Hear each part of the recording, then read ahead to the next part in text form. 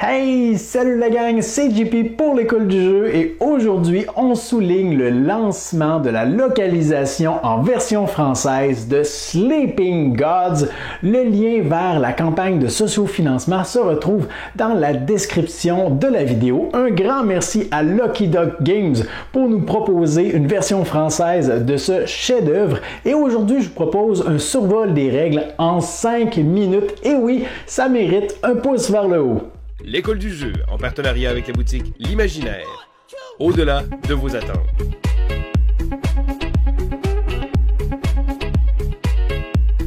Sleeping Gods est un jeu pour 1 à 4 joueurs dont la durée peut varier entre 10 à 20 heures par campagne. Plusieurs campagnes seront nécessaires pour remporter le jeu. Vous incarnez la capitaine Sophie Odessa et son équipage à bord du Manticore en 1929.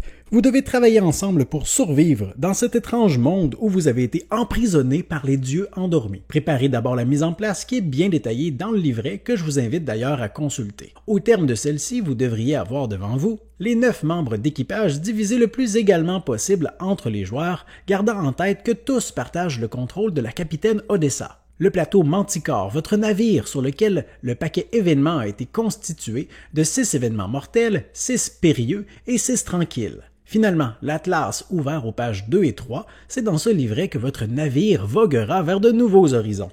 Ces 2 pages représentent une seule zone parmi les 13 qu'il est possible d'explorer. Autour de ces éléments, disposez les autres composantes de jeu. La partie peut ensuite commencer. Un tour de jeu se déroule en 3 phases. Première phase, l'action du navire. Le joueur actif retire premièrement le pion de l'emplacement sur lequel il se trouvait et le déplace vers un nouveau. Ces lieux peuvent généralement faire piocher des cartes habiletés, des jetons de commandement et certaines actions spécifiques comme retirer un certain nombre de jetons commandement déjà mis en jeu, défausser une carte habileté pour retirer un jeton fatigue d'un membre d'équipage, retirer un marqueur blessure d'un membre d'équipage blessé, et piocher entre 1 et 3 jetons de fouille, choisir la récompense d'un seul de ces jetons, mais subir le total des dégâts sur le navire.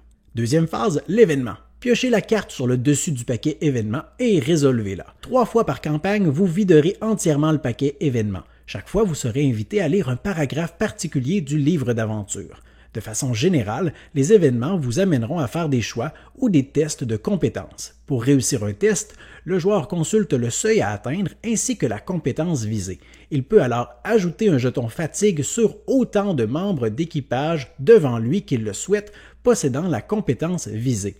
Si d'autres joueurs désirent l'aider, ils peuvent le faire en utilisant un jeton commandement. Une fois que les membres d'équipage sont activés, une carte habileté est piochée. La valeur sur cette carte est ajoutée au nombre de compétences des membres d'équipage activés. Pour réussir, le nombre obtenu doit être égal ou supérieur au seuil du test. Selon si le test réussit ou échoue, certains effets devront alors s'appliquer. Les joueurs qui ont déjà 2 jetons fatigue ne peuvent pas participer et seront moins efficaces au combat. Troisième phase, 2 actions au choix. À cette phase, le joueur effectue 2 actions parmi celles-ci. Naviguer. Le joueur peut ajouter un jeton fatigue sur autant de membres d'équipage qu'il le souhaite avec la compétence d'ingénierie. Il pioche ensuite une carte habileté, additionne les valeurs et compare la somme à l'échelle illustrée. Ce seuil lui indique le nombre de zones qu'il peut traverser avec le navire. Il est possible de sortir de la zone actuelle pour naviguer vers la prochaine zone. Explorer.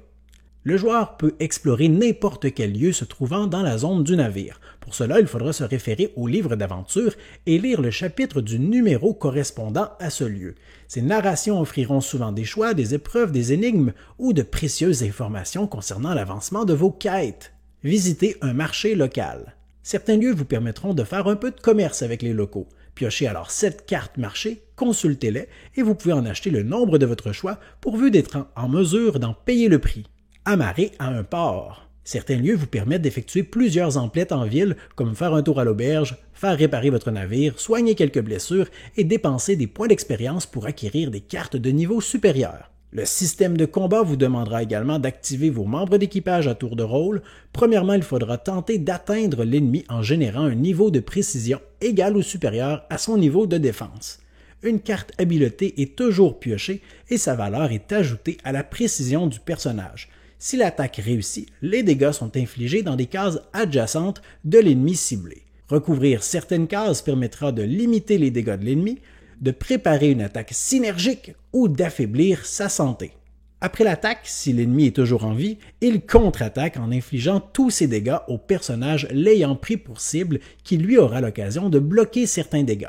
S'il reste des ennemis debout après 4 activations, ils attaquent à nouveau et activent leur habileté de fin de tour. Une campagne de Sleeping Gods peut se terminer avec 2 issues possibles. La victoire, si le jeu vous indique que vous avez progressé jusqu'à ce stade, ou la défaite, si tous les membres de votre équipage sont morts, ou alors si le navire a subi 11 points de dégâts.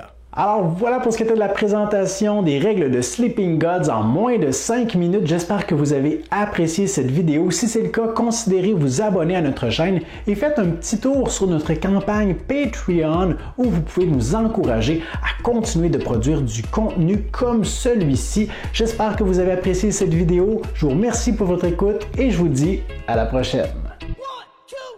1, 2